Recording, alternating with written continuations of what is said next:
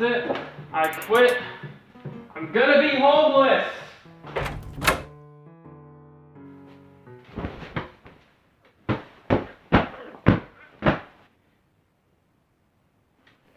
Chris, you can do this.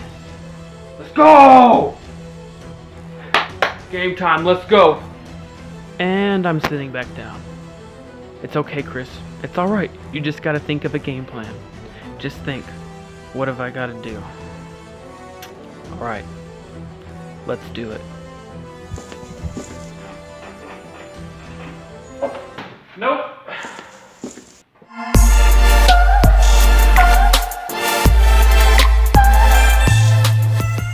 What is going on, Spiritually Fit Nation? It's Christopher Colbank back with another video. Appreciate you guys tuning in.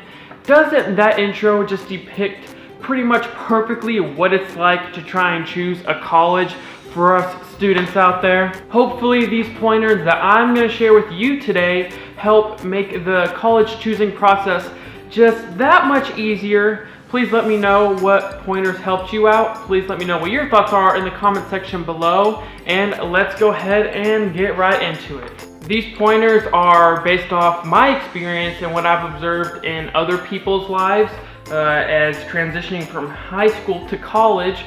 So, none of these are factual, but this is what I've observed. This is what has worked best for me, and this is what I see most in other people's lives. Of course, this channel wouldn't be called Spiritually Fit Nation if there weren't any spiritual concepts in my videos.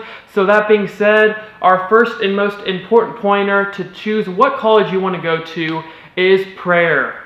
Some of you might be wondering and asking, Chris, why is prayer the most important aspect of choosing a college?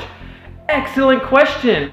First off, who are we to say what school we should go to? Of course, there are schools that fit our interests and that fit our majors, but ultimately, do we really know what God's will is for our life? That is why I live by the saying, it is not no until God says no. So if you pray, God will hopefully answer your questions and your thoughts that you have directed towards Him, and He'll be able to make it clear to you whether the school you're wanting to go to is the right choice for you.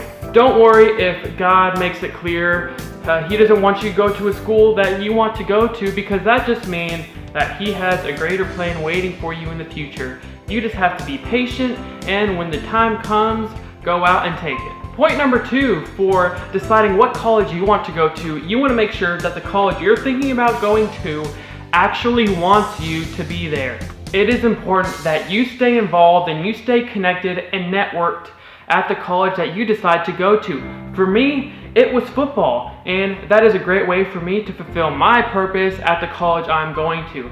So for someone else, it might be dance. It might be some form of literature or reading. And let me just make it clear, just because you get accepted into a school, that does not necessarily mean that that school really wants you to be there. A lot of schools will accept you as long as you're willing to pay the full price. So that doesn't really mean that they want you to be there. I mean, of course, they're not going to say no to someone who's willing to pay full tuition to go to a school. Some ways to see how much a school wants you to be there is how much they make an effort to reach out to you. Reaching out to you about programs, about events, about activities, about scholarship opportunities. Those are signs that that school really wants you to be there. A third point that I have observed, and not everyone is going to agree with me, especially with all my doctors and lawyers out there, is that majors don't matter.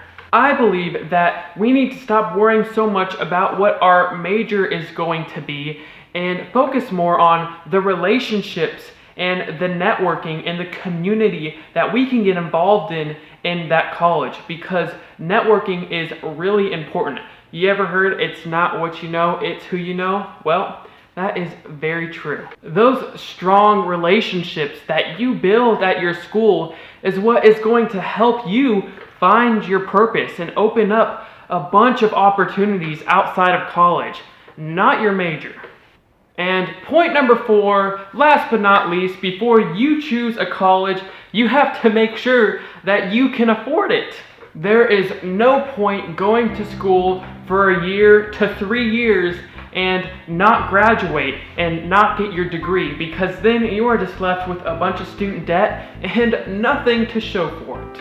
Of course, you can be successful as a college dropout. There have been a bunch of underdog and comeback stories, so don't get me wrong, you definitely don't need a degree to be successful, but just make sure if you decide to go to school that you finish and get your degree.